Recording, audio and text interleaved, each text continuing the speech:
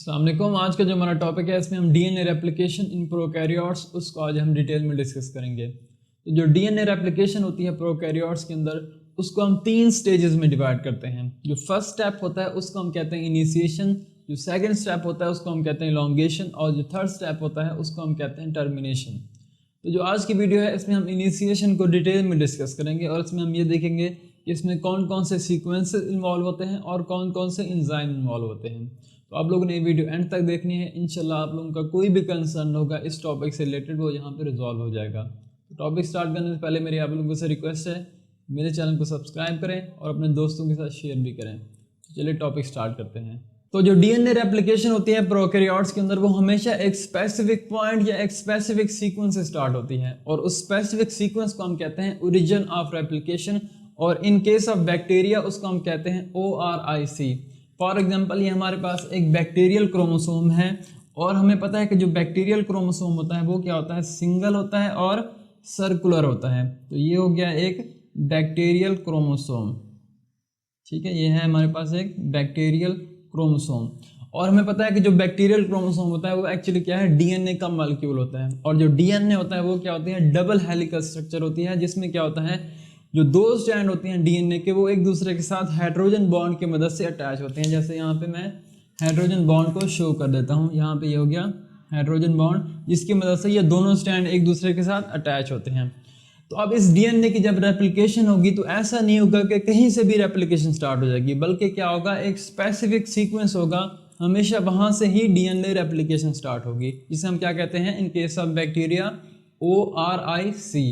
तो फर्ज करें ये जो एरिया है ये है ORIC, तो यहाँ से क्या होगी, इनिशिएशन जो है वो स्टार्ट होगी, जो कि फर्स्ट स्टेप होता है डीएनए रेप्लिकेशन का। अब इनिशिएशन में क्या होता है कि इनके दरमियान ये जो हाइड्रोजन बॉन्ड होता है इन 2 स्ट्रैंड के दरमियान, एक तो वो ब्रेक डाउन हो जाएगा और इसके अलावा जो दूसरी नेसेसरी प्रोटीन्स होती हैं वो यहाँ पे आके अटैच हो जाएंगी। तो जब यहाँ पे हाइड्रोजन बॉन्ड ब्रेक डाउन होगा तो उससे क्या होगा, ये दोनों स्ट्रैंड जो हैं वो अलग अलग हो जाएंगे। पहले क्योंकि हाइड्रोजन बॉन्ड की मदद से एक दूसरे के साथ अटैच थे, तो जब ये अटैच फॉर्म में होते हैं तो उस वक्त रेप्लिकेशन पॉसिबल नहीं है, क्योंकि जो डीएनए रेप्लिकेशन होती है वो क्या होती है, सेमी कंजर्वेटिव होती है। और इस पर मैंने अलग से एक वीडियो बनाई हुई है जिसमें मिशेल्सन और स्टाल ने एक्सपेरिमेंटली ये प्रूव किया था कि जो डीएनए रेप्लिकेशन होती है वो क्या होती है, सेमी कंजर्वेटिव होती है, और उस वीडियो का लिंक आप लोगों को यहाँ पे नजर आ जाएगा। तो अब क्योंकि डीएनए रेप्लिकेशन क्या होती है, सेमी कंजर्वेटिव होती है, तो इसी वजह से इन दोनों स्ट्रैंड का अलग होना लाजमी है। तो अब जब इन दोनों के दरमियान यहाँ पे ये जो एरिया है, फर्स्ट ऑफ ऑल यहाँ पे हाइड्रोजन बॉन्ड जो है इन दोनों स्ट्रैंड के दरमियान ब्रेक डाउन जब होगा तो उससे क्या होगा, इस तरह से एक बबल बन जाएगा जिसको हम क्या कहते हैं, रेप्लिकेशन बबल, और इधर से ही फिर क्या होगी, रेप्लिकेशन स्टार्ट हो जाएगी। अब जब ये रेप्लिकेशन होगी तो दोनों साइड की तरफ होगी, यानी इस तरफ को भी रेप्लिकेशन होगी और इस तरफ को भी रेप्लिकेशन होगी। इसी वजह से हम कहते हैं कि जो डीएनए रेप्लिकेशन होती है प्रोकैरियोट्स के अंदर वो क्या होती है, बाई डायरेक्शनल होती है। इसको भी हम इंशाल्लाह आगे डिटेल में डिस्कस करेंगे। तो अब हम देखेंगे इसी वीडियो में कि ये जो है ओरिजिन ऑफ रेप्लिकेशन, इसमें कौन कौन से सीक्वेंसेस इन्वॉल्व होते हैं और कौन कौन से यहाँ पे प्रोटीन्स इन्वॉल्व होती हैं। इन चीज़ों का इंशाल्लाह आज हम डिटेल में डिस्कस करेंगे। तो आइए अब हम देखते हैं ये जो है ओरिजिन ऑफ रेप्लिकेशन, जिसको मैंने यहाँ पे बड़ा करके बनाया हुआ है। तो यहाँ से जो है रेप्लिकेशन कैसे स्टार्ट होगी। तो अगर आप लोग यहाँ पे देखें तो मैंने रेड से यहाँ पे कुछ एरियाज जो डीएनए के हैं ओरिजिन ऑफ रेप्लिकेशन में, कुछ डीएनए का जो सीक्वेंस होते हैं उनको मैंने रेड से हाईलाइट किया हुआ है। अब ये स्पेसिफिक टाइप के एक सीक्वेंसेस होती हैं जिनको हम कहते हैं R सीक्वेंसेस, जिनको हम क्या कहते हैं, R सीक्वेंसेस, और इनको हम नंबरिंग कुछ इस तरह से देते हैं। In case of E coli, ठीक है, in case of E coli हम इनको नंबरिंग कुछ इस तरह से देते हैं कि ये जो फर्स्ट सीक्वेंस होता है इसको हम कहते हैं R1, जो सेकंड होता है उसको हम कहते हैं R5, और इसके बाद ये जो होगा इसको हम कहते हैं R2, इसको हम कहते हैं R3 और इसको हम कहते हैं R4। तो ये जो स्पेसिफिक टाइप के सीक्वेंसेस होते हैं उसमें हर सीक्वेंस की जो लेंथ होती है वो क्या होती है, 9 बेस पेयर से मिलके बनी होती है, और इसी वजह से इनको हम 9 मर भी कहते हैं, ठीक है। तो ये क्या होते हैं, 9 मर, यानी ये भी 9 मर होगा, ये भी 9 मर है, ये भी 9 मर, और इस तरह ये दोनों भी क्या है, 9 मर होते हैं। इसके अलावा कुछ और भी सीक्वेंसेस होते हैं, वो कौन से होते हैं, उनको हम कहते हैं आई सीक्वेंसेस। वो कहाँ कहाँ पे होते हैं, एक को हम कहते हैं I1, ये है I1 सीक्वेंस, और इसी तरह एक और सीक्वेंस होता है, सॉरी I1, और इसी तरह एक और सीक्वेंस यहाँ पे होता है, इसको हम कहते हैं I2, और इसी तरह इन दोनों के दरमियान एक और सीक्वेंस होता है जिसको हम कहते हैं I3। तो ये जो सीक्वेंस होते हैं ये बहुत ही इंपॉर्टेंट होते हैं। ये जो है ओरिजिन ऑफ रेप्लिकेशन, इसको अनबाइंड करने में और इसकी मेल्टिंग करने में बहुत हेल्प करते हैं। मेल्टिंग क्या होती है कि जो डीएनए का ये स्टैंड होता है एक दूसरे से जब अलग हो जाएगा, यानी इनके दरमियान जब हाइड्रोजन बॉन्ड ब्रेक डाउन हो जाता है तो उसको हम कहते हैं मेल्टिंग, यानी उससे ये बबल बन जाता है। तो अब हम देखते हैं कि ये किस तरह से हेल्प करेंगे डीएनए का, ये जो है ओरिजिन ऑफ रेप्लिकेशन, इसको मेल्ट करने में ये किस तरह से हेल्प करेंगे। तो इसमें जो सबसे इंपॉर्टेंट प्रोटीन इन्वॉल्व होती है उसको हम कहते हैं डीएनए ए प्रोटीन। तो उसको हम क्या कहते हैं, डीएनए ए प्रोटीन। अब ये जो डीएनए ए प्रोटीन होती है ये एक स्पेसिफिक टाइप की प्रोटीन फैमिली है, उससे बिलोंग करती है, और उस फैमिली को हम कहते हैं ट्रिपल ए प्लस एटीपेज। अब ये जो स्पेसिफिक टाइप की है प्रोटीन फैमिली से जो बिलोंग करती है डीएनए ए प्रोटीन, ये उस वक्त एक्टिवेट होती है जब इसके साथ क्या अटैच होती है, एटीपी। तो जब इसके साथ एटीपी अटैच होगी तो क्या होगी, ये एक्टिव होगी, और जब इसके साथ एडीपी अटैच होगी तब ये क्या होगी, इनएक्टिव होगी। ठीक है, यानी कि ये जो है डीएनए ए प्रोटीन ये triple A plus ATPase family से बिलोंग करती है, और जब इसके साथ एटीपी अटैच होगी तब ये क्या होगी, एक्टिव होगी, और जब इसके साथ एडीपी अटैच होगी तब ये क्या होगी, इनएक्टिव होगी। अब होता यह है कि जब इसके साथ एटीपी अटैच हो जाती है इस डीएनए ए प्रोटीन के साथ, तो ये क्या करती है, इस स्पेसिफिक सीक्वेंस जो है आर सीक्वेंस और आई सीक्वेंस, इनके ऊपर जाके अटैच हो जाती है। ठीक है, तो अब क्या होगा, डीएनए ए प्रोटीन जो है वो यहाँ पे मोनोमर के फॉर्म में फर्स्ट ऑफ ऑल यहाँ पे आके अटैच हो जाएगी। तो ये क्या है, डीएनए ए प्रोटीन यहाँ पे आके अटैच हो गई है। तो ये यहाँ पे ये जो स्पेसिफिक टाइप के सीक्वेंस है यहाँ पे आके डीएनए ए प्रोटीन आके अटैच हो गई है। तो फर्स्ट ऑफ ऑल क्या होती है, ये मोनोमर के फॉर्म में होती है, और इसके साथ एटीपी भी अटैच है, क्योंकि एटीपी के अटैच होने से क्या होता है, ये एक्टिव फॉर्म में होती है और ये स्ट्रांगली बाइंड करती है इन स्पेसिफिक सीक्वेंसेस के साथ। तो अब जब इन सीक्वेंस के ऊपर ये मोनोमर आके अटैच हो जाएंगे, यानी कि जो डीएनए ए प्रोटीन है वो मोनोमर के फॉर्म में आके अटैच हो जाएगी, तो उससे क्या होगा, अब फर्दर और डीएनए प्रोटीन आके अटैच होना स्टार्ट हो जाएंगे, यानी कि अब क्या होगी, ओलिगोमराइजेशन हो जाएगी। उससे क्या होगा, अब और डीएनए ए प्रोटीन आके अटैच होना स्टार्ट हो जाएंगी इन स्पेसिफिक सीक्वेंसेस के ऊपर। तो अब क्या होता है, मल्टीपल डीएनए ए प्रोटीन आके यहाँ पे अटैच हो जाती हैं। तो जब अब बहुत ज़्यादा डीएनए प्रोटीन यहाँ पे आके अटैच हो जाएंगी तो उससे क्या होता है, यहाँ पे एक जो है वो एक प्रेशर यहाँ पे डेवलप हो जाता है डीएनए के इस एरिया में। वो प्रेशर किस टाइप का होता है, वो क्या कहते हैं, इसमें नेगेटिव सुपर कॉइल्स इंसर्ट कर देते हैं। अब जब ये प्रेशर इंसर्ट होता है तो इस प्रेशर को ख़त्म तो करना है, यानी उस प्रेशर को क्या करना है, नलीफाई करना है। तो अब वो जो प्रेशर है उसको कौन बर्दाश्त करता है या उसको कौन ख़त्म करता है, अब उसको हम देखते हैं। तो इन आर और आई सीक्वेंस से अपस्ट्रीम एक और सीक्वेंस होता है जिसको हम कहते हैं DUE। DUE stands for DNA unwinding element. अब ये जो DUE है इसमें क्या होता है, 3 सीक्वेंसेस होते हैं, हर सीक्वेंस में 13 बेस पेयर होते हैं, यानी कि 3 सीक्वेंस होंगे और हर सीक्वेंस में कितने होंगे, 13 बेस पेयर, या जिसे हम 13 मर भी कहेंगे। ठीक है, तो एक ये हो गया सीक्वेंस, एक ये हो गया 13 मर, और एक ये हो गया, फर्ज करें 13 मर सीक्वेंस। अब इनकी क्या खासियत होती है कि इनमें जो नाइट्रोजनस बेसेस होती हैं वो मोस्टली होती हैं एडेनिन और थायमीन। कौन से होती हैं मोस्टली, यानी प्रीडोमिनेटली कौन सी नाइट्रोजनस बेसेस होती हैं, एडेनिन और थायमीन। अब इनकी क्या इंपॉर्टेंस है इसको मैं आगे जाके आप लोगों को बताऊंगा। तो जैसे मैंने आप लोगों को बताया कि यहाँ पे जो मल्टीपल डीएनए ए प्रोटीन इस आर सीक्वेंस, यानी ये जो आर सीक्वेंस है और जो आई सीक्वेंस है, इनके ऊपर जब आके अटैच हो जाती हैं तो वो क्या करती हैं, ये जो डीएनए है इसमें वो नेगेटिव सुपर कॉइल इंसर्ट कर देती हैं। तो जब यहाँ पे डीएनए की नेगेटिव सुपर कॉइलिंग हो जाती है तो उससे क्या होता है, इस एरिया में एक स्ट्रेस डेवलप हो जाता है। अब इस स्ट्रेस को ख़त्म करना है, तो इस स्ट्रेस को ख़त्म करने के लिए किसी ऐसे एरिया को कुर्बानी देनी पड़ेगी जिसको जो क्या होगा, कमज़ोर होगा।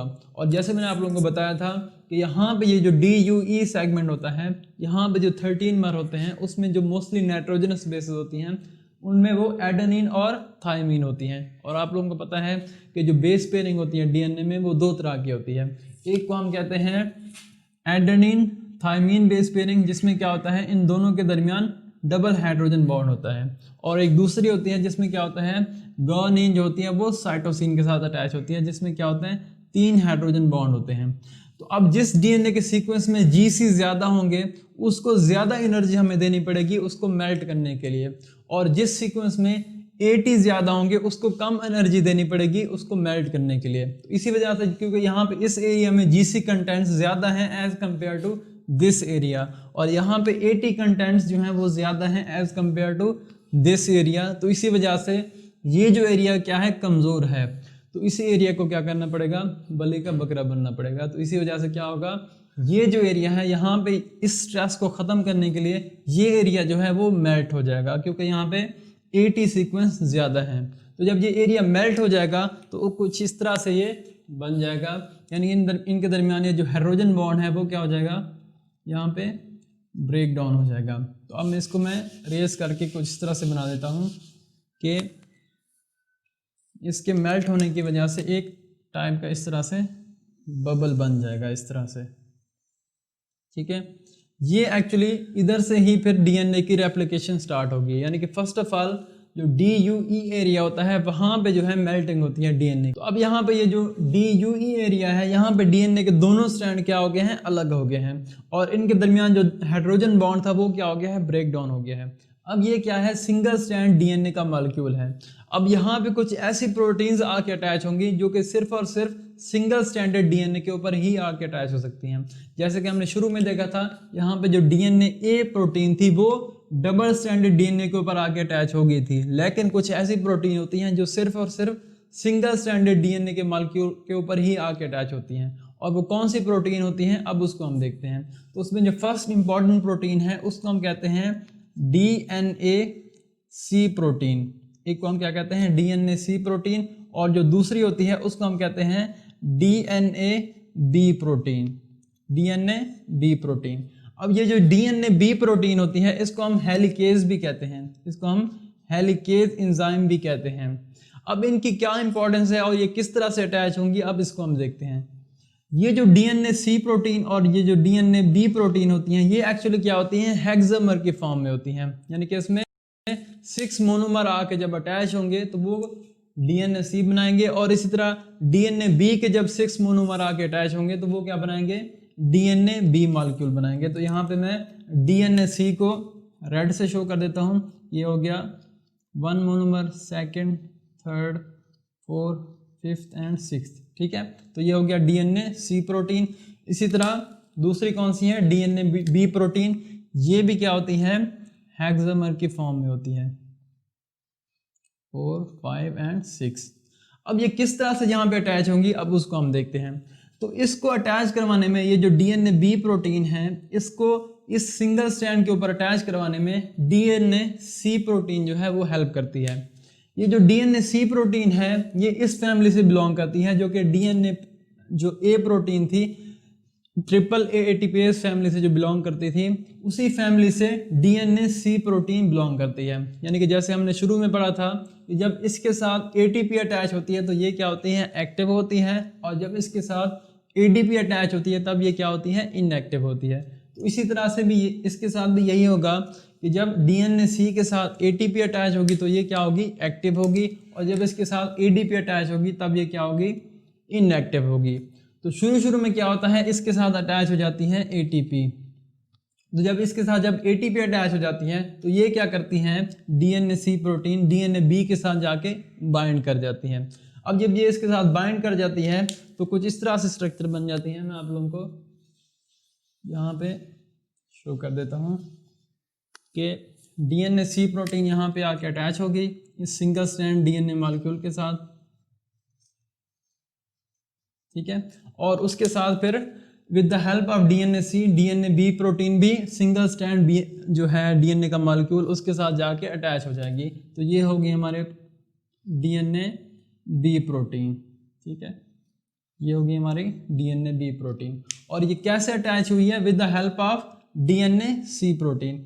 इसी तरह ये दोनों स्ट्रैंड के ऊपर DNAB प्रोटीन जो है वो यहाँ पे अटैच होगी। क्यों दोनों स्ट्रैंड के ऊपर अटैच होगी, क्योंकि जैसे मैंने बताया कि जो DNAB प्रोटीन है वो एक्चुअली क्या है, हेलिकेज एंजाइम है। और हेलिकेज एंजाइम क्या होता है? ये ऐसा एंजाइम होता है जो क्या करता है, डीएनए के स्ट्रैंड को मेल्ट करता है, यानी उनको अलग अलग करता है। और मैंने आप लोगों को शुरू में बताया था कि जो प्रोकैरियोट्स के अंदर डीएनए रेप्लिकेशन होती है वो क्या होती है, बाई डायरेक्शनल होती है।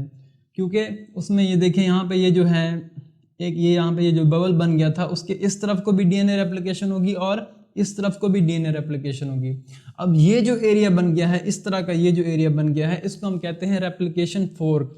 यानी कि ये जो रेप्लिकेशन फोर्क है इस तरफ को भी डीएनए रेप्लिकेशन होगी और इससे आगे जो डीएनए है इस तरफ को जो डीएनए है उस तरफ को भी रेप्लिकेशन होगी।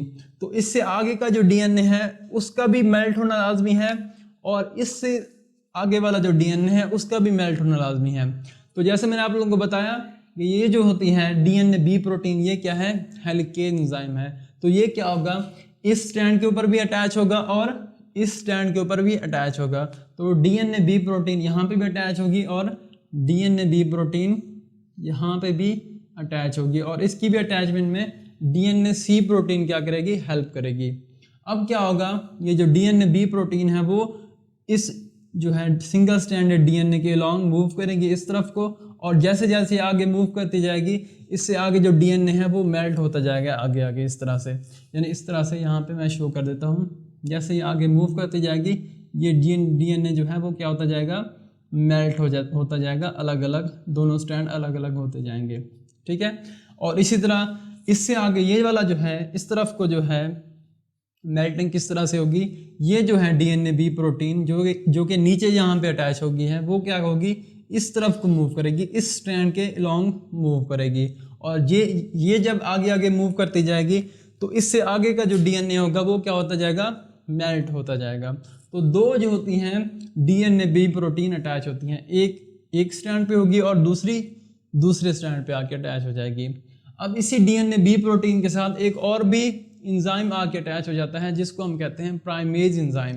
जिसको हम क्या कहते हैं, प्राइमेज एंजाइम। इसको मैं यहाँ पे ब्लू से शो कर देता हूँ, ये उसी के साथ जाके अटैच हो जाता है। अब ये प्राइमेज एंजाइम क्या होता है, इसकी इंपॉर्टेंस क्या है, इसको मैं नेक्स्ट वीडियो में आप लोगों को डिटेल में डिस्कस करूँगा, जिसमें इलॉन्गेशन को मैं डिटेल में बताऊँगा कि इलॉन्गेशन है क्या चीज़। तो ये प्राइमेज और ये दोनों क्या होते हैं, इकट्ठे ही रहते हैं, एक कम्प्लेक्स की फॉर्म में रहते हैं। अब जब ये डीएनए बी प्रोटीन यहाँ पे अटैच हो जाती है इस सिंगल स्ट्रैंड डीएनए के ऊपर, तो क्या होता है, ये जो डीएनए सी प्रोटीन जिसने इसको यहाँ पे अटैच करवाने में हेल्प की थी डीएनए बी प्रोटीन को, ये यहाँ से क्या हो जाएगी, डीएनए सी प्रोटीन यहाँ से डिटैच हो जाएगी। और ये किस तरह से डिटैच होगी, जैसे मैंने आप लोगों को बताया कि जब इसके साथ एटीपी अटैच होता है तब ये क्या होती है, एक्टिव होती है, और जब इसके साथ एडीपी अटैच होता है तब ये क्या होती है, इनएक्टिव होती है। तो यहाँ पे जब एटीपी एडीपी में कन्वर्ट हो जाएगा तो उससे क्या होगा, ये डीएनए सी प्रोटीन क्या हो जाएगी, इनएक्टिव हो जाएगी और यहाँ से ये डिटैच हो जाएगी। अब ये सिर्फ इस स्ट्रैंड के ऊपर कौन से प्रोटीन या कौन से एंजाइम रह जाएंगे, इसमें रह जाएंगे डीएनए बी प्रोटीन रह जाएगी और उसके साथ यहाँ पे प्राइमेज एंजाइम, या जिसे हम डीएनए जी प्रोटीन कहते हैं, जिसे हम क्या कहते हैं, डीएनए जी प्रोटीन कहते हैं। ठीक है। तो अब यहाँ पे ये क्या हुआ, ये जो DUE एलिमेंट है उसके अलग होने से क्या हुआ, यहाँ पे डीएनए बी प्रोटीन आके अटैच हो गई है जिसको हम हेलिकेज एंजाइम कहते हैं, और इसकी मदद से क्या होगा, डीएनए की मेल्टिंग होगी इस तरफ को भी, और दूसरी जो डीएनए बी प्रोटीन है उसकी मदद से इस तरफ को, आगे की तरफ को मेल्टिंग होती जाएगी। अब क्या होगा, जैसे मैंने आप लोगों को बताया यहाँ पे जो डीएनए प्रोटीन है वो कब एक्टिव होती है, जब उसके साथ एटीपी अटैच होती है, और जब इसके साथ एडीपी अटैच होगी तब ये क्या हो जाएगी, इनएक्टिव हो जाएगी। अब यहाँ पे क्या होता है, डीएनए पॉलीमरेज 3 एंजाइम आके अटैच हो जाता है इन स्ट्रैंड्स के ऊपर। उसको इंशाल्लाह मैं नेक्स्ट वीडियो में डिटेल में डिस्कस करूंगा किस तरह से डीएनए पॉलीमरेज 3 लीडिंग स्ट्रैंड और लैगिंग स्ट्रैंड को बनाएगा। फिलहाल आप ये कंसीडर कर लें कि यहाँ पे डीएनए पॉलीमरेज 3 एंजाइम जो है वो इन स्ट्रैंड के ऊपर आके अटैच हो गया है, क्योंकि वो बीच क्या होता है, जब ये दोनों स्ट्रैंड अलग हो जाते हैं, यानी कि यहाँ पे एक बबल बन जाएगा, तभी डीएनए पॉलीमरेज 3 एंजाइम यहाँ पे आके अटैच हो जाएगा। अब जब यहाँ पे डीएनए पॉलीमरेज 3 एंजाइम आके अटैच हो जाएगा और ये भी आके डीएनए भी अटैच हो गया है और प्राइमेज एंजाइम भी आके अटैच हो गया है, अब ये जो डीएनए प्रोटीन है इसकी ज़रूरत नहीं है। अब ये यहाँ से क्या होगी, डिटैच हो जाएगी। और किस तरह से डिटैच होगी, जैसे मैंने आप लोगों को बताया, जब इसके साथ ADP होगी तब ये क्या होगी, इनएक्टिव होगी। तो अब इसमें ADP किस तरह से कन्वर्ट होगी, एक और होती है प्रोटीन जिसको हम कहते हैं HDA, और ये भी इसी फैमिली से बिलोंग करती हैं, इसी प्रोटीन की फैमिली से ये बिलोंग करती है।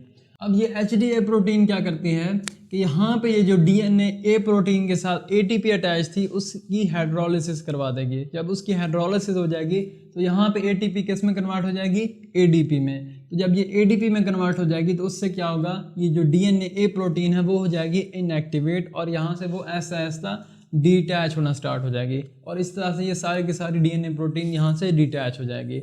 अब हमारे पास ये जो है DNA B प्रोटीन यहाँ पे अटैच हो गई है, और इसके अलावा DNA पॉलीमरेज 3 भी आके अटैच हो गया है। और जैसे मैंने आप लोगों को बताया DNA B प्रोटीन यहाँ पे आगे की तरफ मूव करती जाएगी और इसको यहाँ पे मेल्ट करती जाएगी, और इसी तरह दूसरी जो नीचे वाली है DNA B प्रोटीन वो इस तरफ को मूव करती जाएगी, इस तरफ को, और आगे आगे मेल्ट करती जाएगी DNA को, और इस तरह से DNA की सिंथेसिस जो है वो स्टार्ट हो जाएगी। तो आई होप आप लोगों को आज का टॉपिक समझ आ गया होगा, और नेक्स्ट वीडियो भी आप लोगों ने लाजमी देखनी है जिसमें मैं इलोंगेशन को डिटेल में डिस्कस करूंगा, जिसमें मैं ये बताऊंगा कि उसमें कौन सा प्राइमर लीडिंग स्टैंड बनाएगा और कौन सा प्राइमर जो है वो लैगिंग स्टैंड बनाएगा, और प्राइमर की अरेंजमेंट किस तरह से होती है, लीडिंग स्टैंड क्या है, लैगिंग स्टैंड क्या है, इसको सब टॉपिक्स को इंशाल्लाह हम डिटेल में डिस्कस करेंगे। तो आई होप आप लोगों को आज का टॉपिक समझ आ गया होगा। वीडियो देखने का शुक्रिया, और मेरे चैनल को सब्सक्राइब करें और अपने दोस्तों के साथ शेयर भी करें, और शेयर लाजमी करना है क्योंकि वीडियो बनाने में बहुत टाइम लगता है और बहुत मेहनत लगती है। तो अगर आप सब्सक्राइब करेंगे तो उससे मज़ीद मोटिवेशन मिलती है। वीडियो देखने का शुक्रिया। अल्लाह हाफ़िज़।